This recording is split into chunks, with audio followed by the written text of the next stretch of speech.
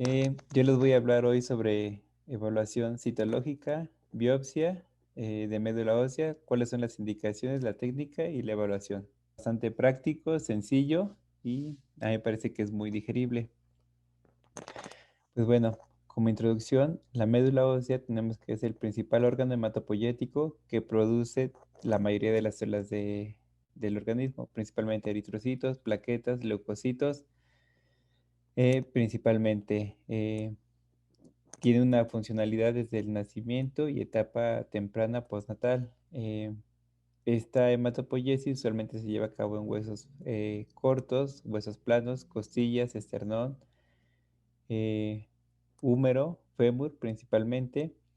Y bueno, la madurez de la hematopoiesis activa está restringida al esqueleto axial principalmente, que es lo que les comentaba, esternón, costillas, vértebras. Como introducción, la evaluación de la médula ósea es útil para evaluar procedimientos primarios o secundarios. ¿Qué quiere decir esto? Principalmente si sospechamos en un paciente que tenga una leucemia, la evaluación de la médula ósea es indispensable en sus pacientes o secundarios, como cuáles procesos infecciosos, inflamatorios o procesos neoplásicos. Usualmente cuando pensamos en un proceso neoplásico secundario en médula ósea, estamos pensando en una mieloptisis.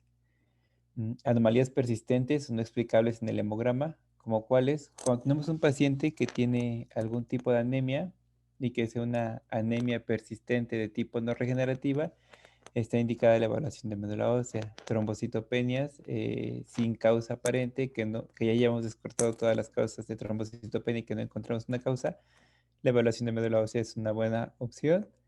Y cualquier pancitopenia también es una indicación para la evaluación de médula ósea. Cambios en circulación periférica. Muchas veces cuando hacemos la evaluación del frotis sanguíneo, encontramos muchas alteraciones como células muy inmaduras, células neoplásicas o con atipias celulares. Cuando encontramos esas alteraciones en el frotis sanguíneo, la evaluación de médula ósea es una de las principales métodos o técnicas diagnósticas que nos pueden ayudar a identificar la causa. Eh, es importante, y es lo que voy a estar recalcando durante la presentación, que siempre la evaluación de médula ósea sea en conjunto con el hemograma. No se puede hacer una evaluación citológica de médula ósea si no hacemos el hemograma. Siempre tienen que ir juntas. Ahora, es importante siempre tener identificada cuál es la causa de la alteración hematológica que tenemos. Por ejemplo, si tenemos una trombocitopenia y ya descartamos que haya consumo, que haya utilización, que haya secuestro, a lo mejor estamos pensando en una trombocitopenia por disminución en la producción y ahí podríamos hacer la evaluación de médula ósea. Realmente lo que nos diría la médula ósea es si ella está produciendo adecuada cantidad de plaquetas o no las está produciendo. Y eso, pues, ya nos podría estar orientando a algún abordaje diagnóstico más preciso a nuestros pacientes.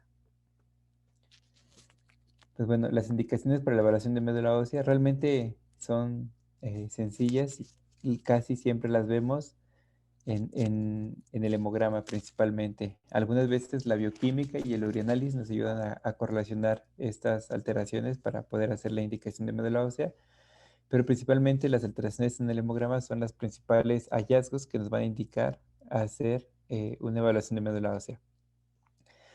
Una de las principales causas es anemia no regenerativa persistente.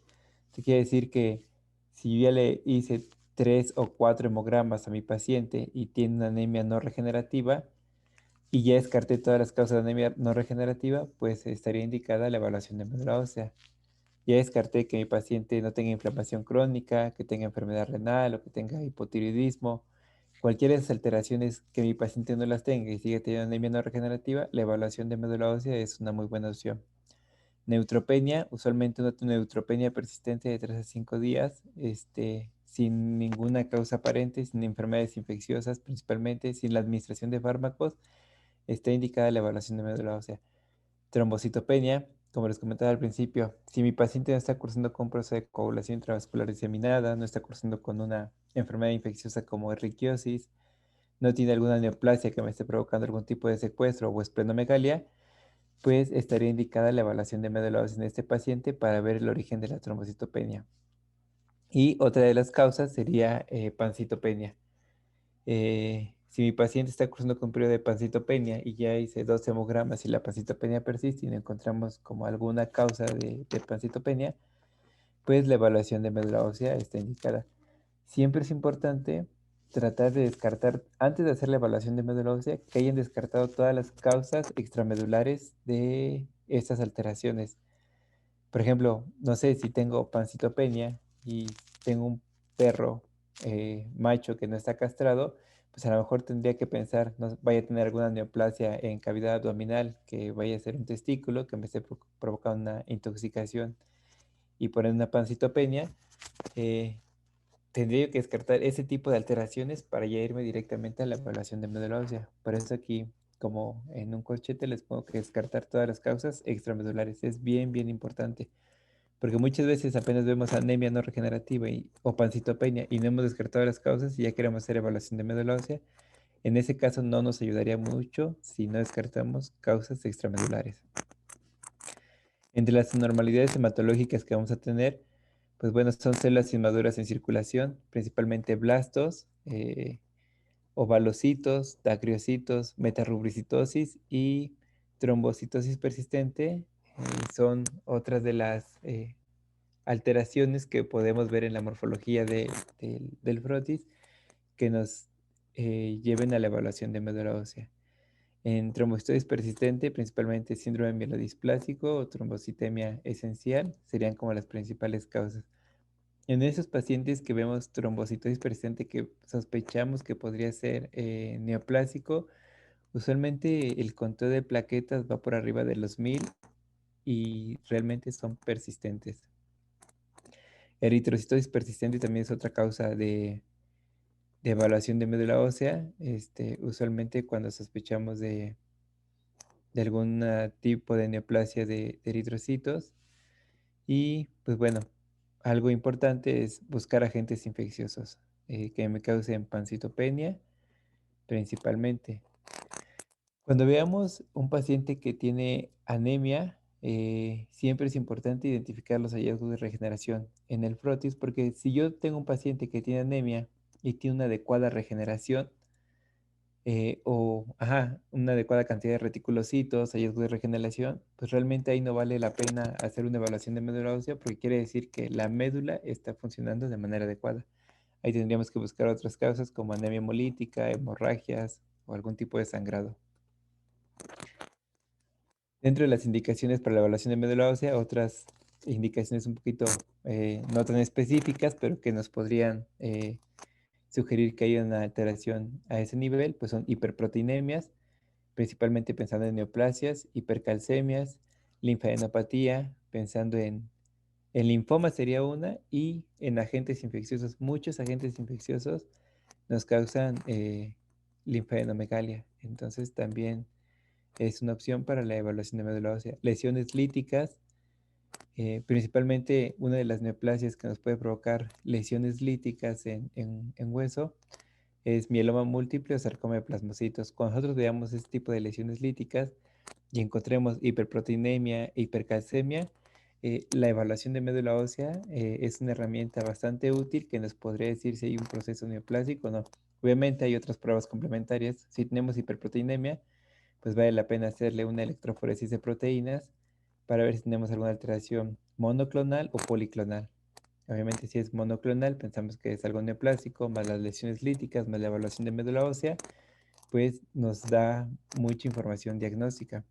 La evaluación de médula ósea por sí sola no nos va a decir qué tiene nuestro paciente.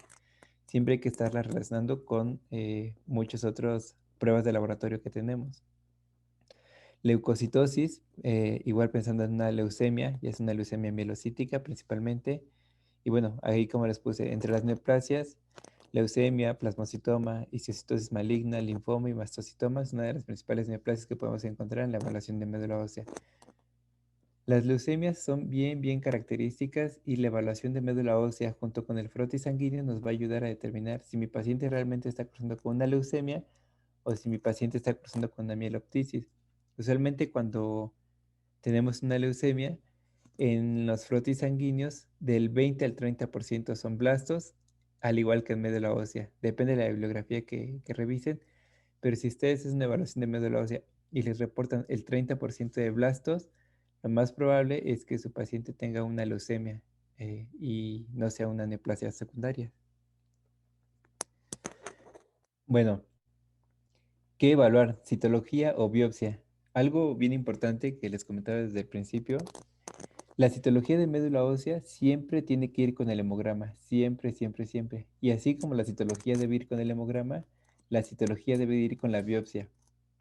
Algo que les quiero hacer hincapié es que si van a hacer una evaluación de médula ósea, tienen que tomar tres cosas: la citología, la biopsia y el hemograma. Siempre se evalúan en conjunto. Si tú evalúas por separado la médula ósea, realmente te puede dar información pues no tan precisa de lo que tiene tu paciente. Entonces, la citología y la biopsia se complementan mucho. ¿Por qué? En la citología lo que tengo es un excelente detalle celular y morfológico y una relación mielocítica eritrocítica. Eso quiere decir que yo puedo identificar bien las células que están en la médula ósea y puedo saber si mi médula ósea es hiperplástica o hipoplásica. Eh, Realmente la citología es rápida, el resultado lo tenemos en 3 a 5 días a lo mucho, y bueno, es barata y muy fácil de realizar la citología. La biopsia lo que nos va a ayudar va a ser a evaluar la arquitectura de la médula ósea. Si yo sospecho que mi paciente tiene una mielofibrosis, pues con la citología va a ser muy complicado que yo pueda decir que el paciente tiene mielofibrosis. Probablemente yo pueda decir que el paciente tiene una hipoplasia medular, y ya cuando evalúo la biopsia de médula ósea, pues y tiene muchas fibras de colágeno que solamente se ven por biopsia, pues ahora sí podría decir que la hipoplasia celular que tiene mi médula ósea es secundaria a un proceso de mielofibrosis, pero es importante evaluarlas en conjunto. Otra cosa que nos da la biopsia, igual que se correlaciona con la citología, es el detalle celular y cambios focales del estroma, que tampoco lo vemos en algunas ocasiones con citología. Y otra cosa es que podemos utilizar en la biopsia tinciones especiales. Entonces, estas tinciones especiales nos ayudan muchísimo a diferenciar muchos aspectos histológicos en la evaluación de médula ósea. Y bueno, ahora los sitios anatómicos para la punción de médula ósea. Realmente nosotros hacemos la evaluación de médula ósea de los huesos largos y de los que son más prominentes, por ejemplo, húmero, cresta ilíaca, fosa trocantérica del fémur y esternón y costillas.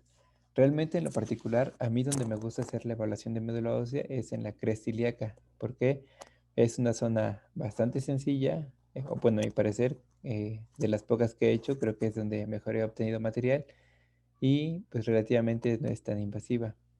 También depende mucho el tamaño del perro. No es lo mismo hacer una eh, punción de médula ósea de un chihuahueño que de un gran danés. En este caso, del gran danés, lo ideal es hacerla de la cresta ilíaca, porque si lo intentamos de la fosa trocantérica va a ser muy poco probable que obtengamos material. Y si es un chihuahueño, pues de un chihuahueño creo que sí podemos obtener un adecuado material de la fosa trocantérica. Depende mucho del tamaño del perro para que se pueda elegir el sitio a obtener la médula ósea. Bueno, pues el húmero es una región, pues, se toma en la región cráneo-lateral. La podemos utilizar en pacientes que son obesos o musculosos porque es una región de fácil acceso. Se puede realizar en perros y gatos. Y algo que recomiendan algunos autores es evitar la toma en animales jóvenes menores de 6 meses de edad. Y algo que decían ellos es que porque se pueden dañar las vías de crecimiento. Solamente por eso no recomendaban como la toma en perros menores de 6 meses de edad, de esa región específicamente. De la cresta ilíaca, que es la que a mí me gusta más, se realiza de la región dorsal de la cresta ilíaca. Usualmente es una región anatómica bastante accesible y se utiliza en perros de talla grande o obesos. Lo que hacemos es rasuramos bastante bien al perro, eh, lo ponemos de cúbito external y con los miembros pélvicos extendidos hacia craneal. Esto nos va a facilitar muchísimo hacer que la cresta ilíaca sea más evidente y de esa manera hacer la punción. Aquí tengo una imagen comparativa. Del lado izquierdo es cómo estaría el perro, bueno, que apenas lo estamos posicionando. Y del lado derecho es cómo haríamos la obtención de la muestra. Usualmente iría como de caudal hacia craneal. Lo que a mí me gusta hacer es con una mano sostener como la cresta ilíaca y con la otra mano, con la que soy como más habilidoso, ir metiendo la aguja, que pueden utilizar la aguja que a ustedes mejor les convenga. Puede ser una Hamshidi, una Silverstein o una Osgood. Cualquiera de las tres pueden utilizar. En lo particular, a mí la que más me gusta es la Hamshidi, es con la que he obtenido un poquito más de material. Y bueno, de la fosa trocantérica de fémur, se puede realizar en perros y gatos pequeños, que es lo que les decía. Si son grandes, lo más probable es que sean perros, en la mayoría de las veces obesos o muy musculosos, y es muy complicado obtener un adecuado material cuando los perros son muy grandes. Entonces es algo que hay que tener en cuenta. Si son muy grandes, la cresta ilíaca es la mejor opción. El método de obtención es que entramos de manera paralela al eje del fémur y algo que recomiendo mucho es evitar tener contacto con los nervios. Se coloca el paciente de cúbito lateral y como es en perros pequeños, pues realmente podemos obtener una gran cantidad de material para la evaluación citológica y para la biopsia principalmente. Otro método para hacer la evaluación de médula ósea usualmente se realiza post-mortem. A mí me ha tocado que muchos médicos quieren realizar evaluación de médula ósea una vez que ya falleció el paciente. Algo que yo siempre les comento y que es importante saber es que si quieren hacer la evaluación de médula ósea en pacientes post-mortem, tiene que ser máximo 30 minutos posteriores a la muerte. ¿Por qué? Después de esos 30 minutos, las células se empiezan a deteriorar bastante, bastante. No hay un adecuado talle celular y realmente para evaluarla es muy complicado. Les podríamos dar como una evaluación inadecuada, que no se definen bien las células y realmente eso no ayudaría muchísimo. Entonces, si quieren obtener médula ósea en un paciente que acaba de morir, tienen 30 minutos para realizarlo. Después de esos 30 minutos, la verdad es que ya no vale la pena porque se pierde todo el detalle celular. Pueden hacer dos tipos de obtención de muestras. Puede ser por aspirado o por impronta. Realmente en pacientes post-mortem la impronta también se ven muy bien. Pero digo, a mí siempre me ha gustado el aspirado, pero pueden hacer las dos técnicas, siempre y cuando sea antes de la media hora. Después de esta media hora, realmente no creo que ayude de mucho. Y bueno, el material que necesitamos para realizar la punción de médula ósea realmente es muy poco material. Eh, lo que necesitamos son agujas Hamshidi, Silverman u Osgood, jeringas de 10 mililitros, vidrio de reloj, anticoagulante con EDTA, laminillas y formol al 10%. El vidrio de reloj y el anticoagulante con EDTA son opcionales. Realmente ayudan mucho, pero digo, si no los tienen, no quiere decir que no se pueda hacer la evaluación de médula ósea.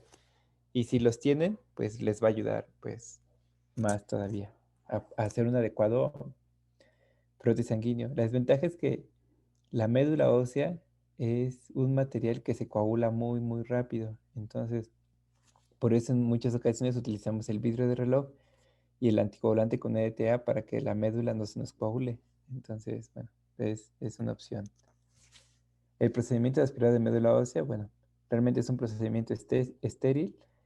Puede ser anestesia local o general, pero en lo particular a mí me gusta que el paciente esté completamente anestesiado. Una, porque no les duele, no les genera incomodidad y se puede trabajar mejor con el paciente. Entonces, realmente lo que yo recomiendo es que el paciente esté anestesiado totalmente. Digo, algunos artículos o algunos documentos reportan que puede ser anestesia local o general.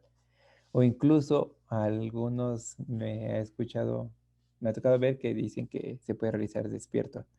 Pero realmente yo lo que recomiendo es que el paciente esté totalmente anestesiado con un adecuado manejo del dolor, porque aparentemente es un procedimiento sencillo, pero seguro les puede generar un poquito de incomodidad o dolor. Entonces, anestesia general es mejor. Rasurar y preparar quirúrgicamente al paciente, realizar una pequeña incisión. Yo lo que hago es primero con un bisturí, a lo mejor puede ser un poquito invasivo, pero primero con un bisturí hago una pequeña incisión en el sitio donde voy a meter la aguja. Y una vez que ya la hice, ahí yo solamente la meto y voy redirigiendo. Otros lo que hacen es que meten directamente la aguja, pero bueno, a mí me gusta hacer la incisión. Creo que es un poquito más práctico, en lo particular para mí. Se introduce la jeringa y vamos realizando movimientos rotatorios hasta atravesar la corteza del hueso. Los movimientos que vamos haciendo son movimientos de 360 grados hasta que nosotros eh, identifiquemos el hueso y podamos entrar a la corteza. Una de los, ¿cómo sería? Para saber que estoy en médula ósea, lo que yo hago es que la aguja tiene que estar fija completamente al hueso. Si yo muevo el, la aguja y está muy floja, quiere decir que no estoy en el canal medular. Pero si yo muevo la aguja y realmente se mueve con todo el perro, de hecho, lo que pueden intentar es cargar la aguja y realmente levantan al perro. Cuando hagan eso, digo, no es que lo tengan que hacer, pero cuando hagan eso quiere decir que sí están en el lugar que deberían de estar. Entonces ahí ya podrían ir retirando el estilete, colocar la jeringa y hacer el intento del aspirado de médula ósea. Si ustedes sienten muy flojo la aguja, va a ser muy probable que tengan material o que esté en el lugar adecuado. Pueden sacar, pero lo más probable es que saquen pura sangre y realmente eso no les va a servir de nada.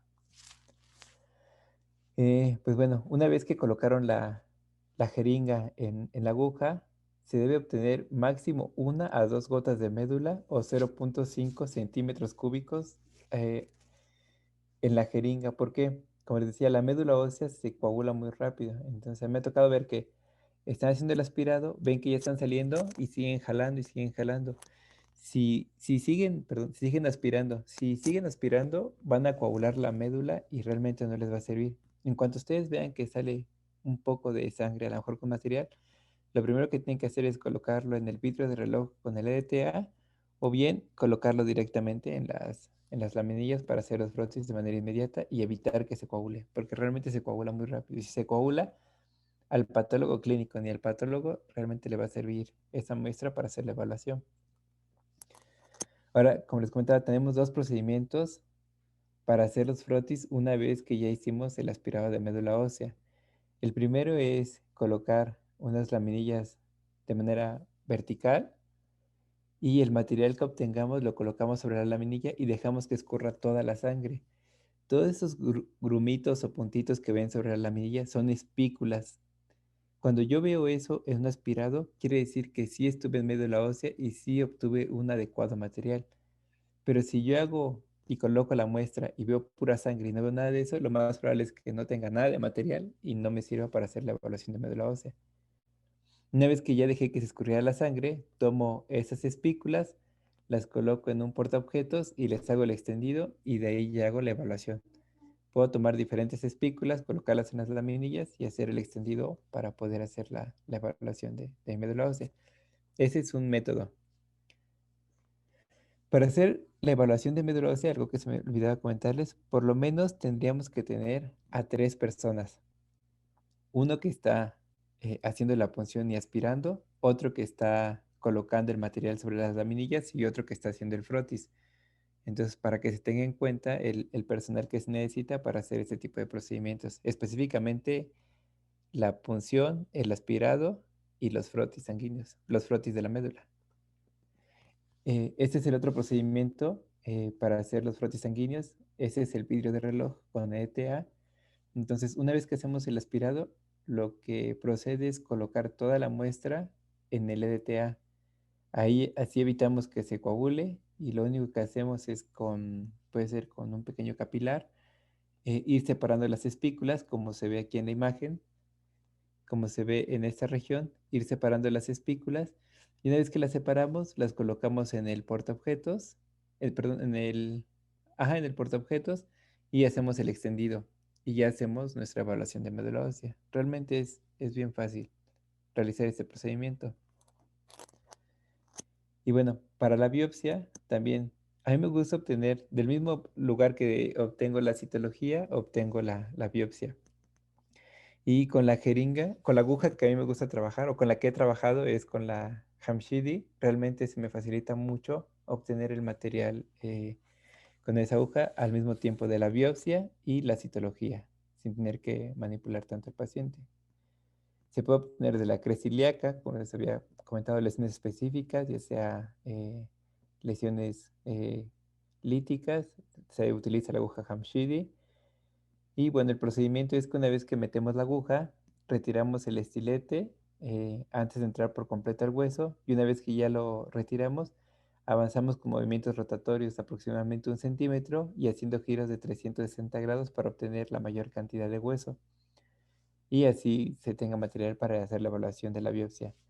Retiramos la aguja con movimientos rotatorios lentamente, porque si la retiramos muy rápido, lo más probable es que todo el material que obtuvimos se quede otra vez en esa región del hueso y se pierda.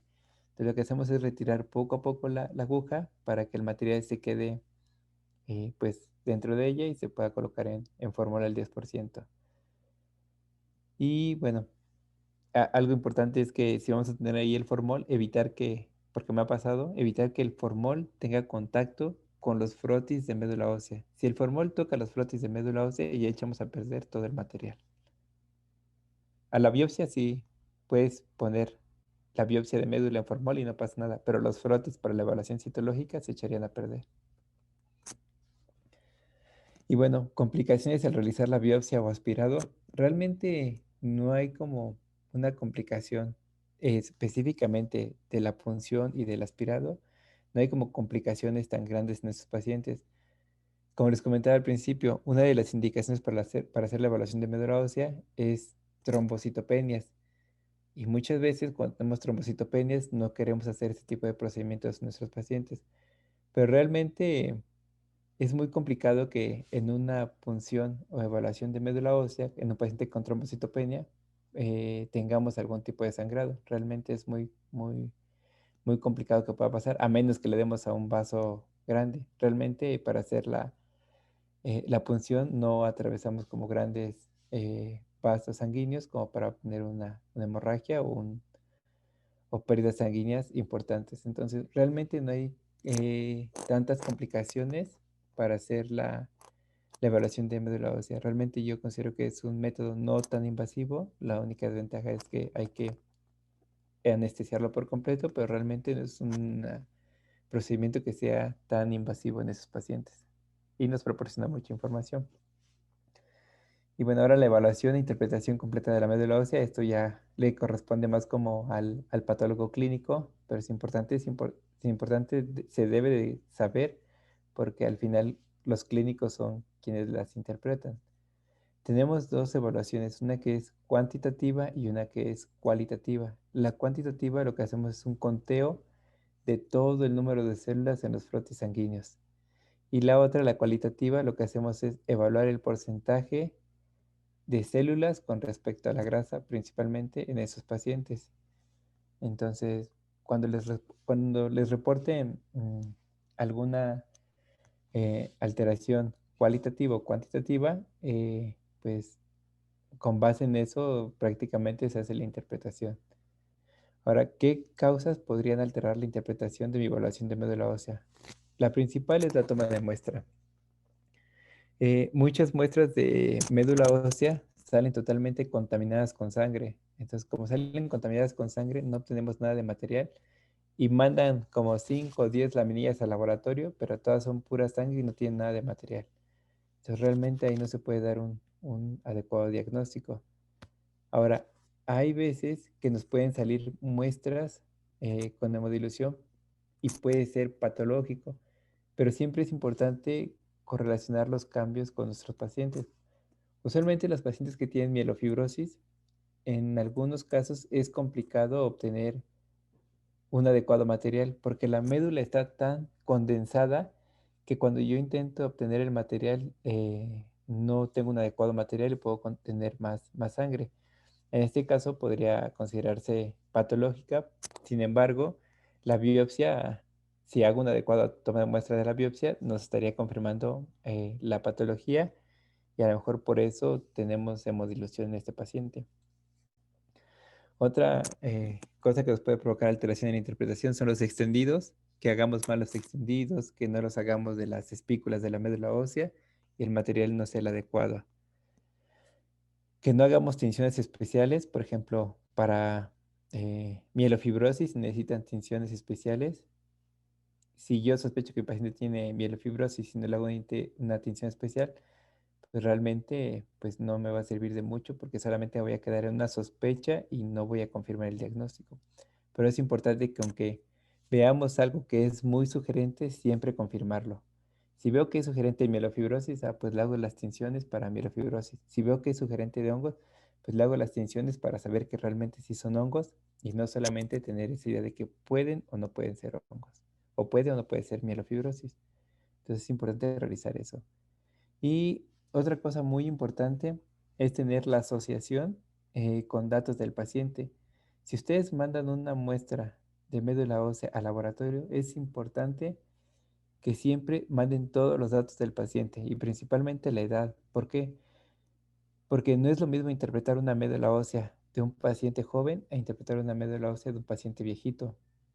Un paciente joven, usualmente el 75% de la médula ósea, un paciente de un año a lo mejor, del 50 al 75% de la médula ósea son células y el 25% es grasa, a diferencia de un perro viejito. Un perro viejito, el 75% de la médula ósea es grasa y el 25% son células. Entonces, por ejemplo, si ustedes mandan una muestra al laboratorio de médula ósea y no le ponen los datos y resulta que es un paciente adulto, y cuando hacemos la evaluación vemos pura grasa, pues podríamos sospechar que tiene una hipocelularidad, cuando realmente puede que no sea eso y que solamente es un perro eh, geronte. Entonces es importante mandar siempre los datos del paciente. Y bueno, cuando vayan a hacer ustedes, bueno, la parte clínica, cuando los clínicos vayan a hacer la interpretación de la médula ósea, siempre deben tener en cuenta la celularidad. Si la médula ósea es hipocelular, acelular o hipercelular. Entonces, esa es una de las cosas que tienen que evaluar. La otra, identificar el número de megacaricitos. A lo mejor no por campo, pero sí se los reportan de esa manera. La relación grasa-celularidad, que es lo que les comentaba, eso nos indica saber si mi médula ósea es hipercelular o hipocelular. La relación mielocítica-eritrocítica y algo, pues, muy importante que es por lo que hacemos la médula ósea, los cambios morfológicos en las diferentes líneas celulares.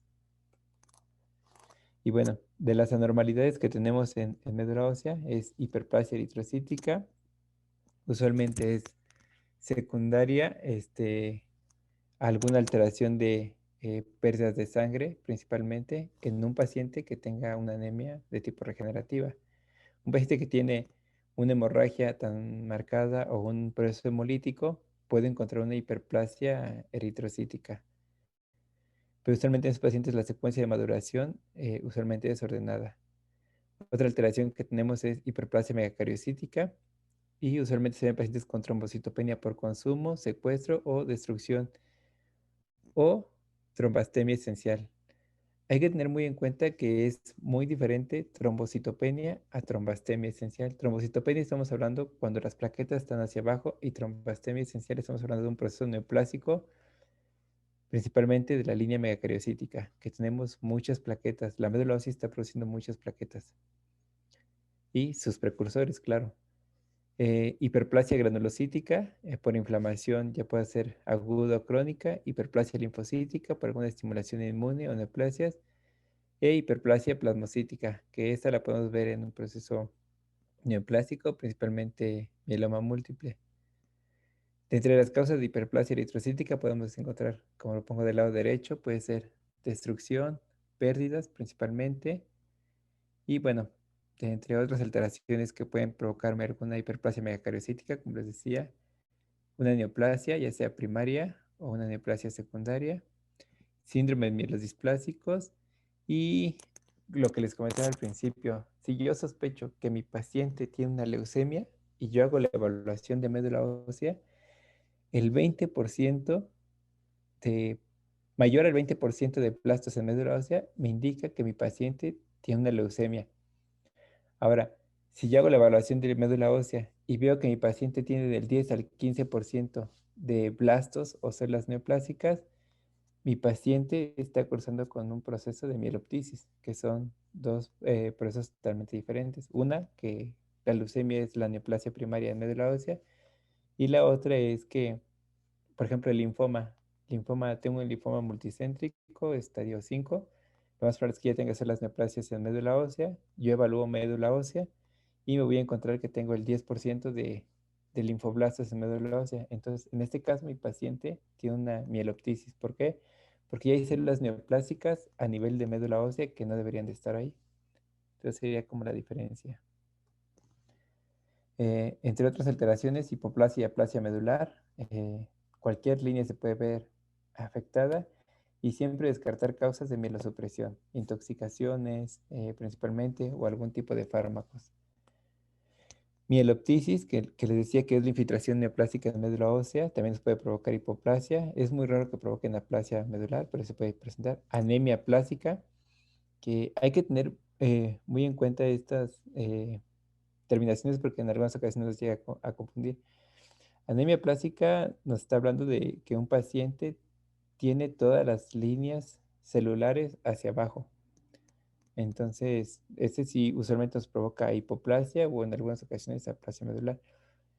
Y aplasia pura de eritrocitos, solamente la línea roja están disminuidas. Y usualmente vemos anemias no regenerativas, normocíticas, normocrómicas, que son persistentes.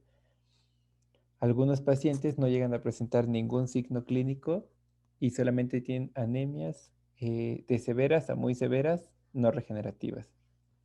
En este caso, la evaluación de médula ósea nos ayuda muchísimo a saber si hay una hipoplasia o una aplasia medular. Disminución en la producción por supresión y mielofibrosis, que usualmente es provocada por daños severos a moderados. Y bueno, por último tenemos necrosis y fibrosis. También nos van a provocar una médula hipocelular. Cuando hagamos la evaluación de médula ósea podemos encontrar mucha sangre y pocas células, presencia de fibroblastos en la citología, pero realmente aquí lo que nos va a ayudar mucho va a ser la biopsia. Obviamente, yo cuando hago la evaluación citológica de médula ósea, puedo sospechar que hay unas zonas con necrosis, algunas zonas con fibrosis, porque hay células fusiformes o fibroblastos, pero la biopsia es la que nos va a confirmar el diagnóstico. Y algo que vemos en el hemograma prácticamente son citopenias. Todas las líneas celulares, tanto de eritrocitos como plaquetas y leucocitos, están hacia abajo. Entonces, prácticamente eso sería todo con respecto a la evaluación de médula ósea, tanto la biopsia, la citología y la toma de muestra. Pues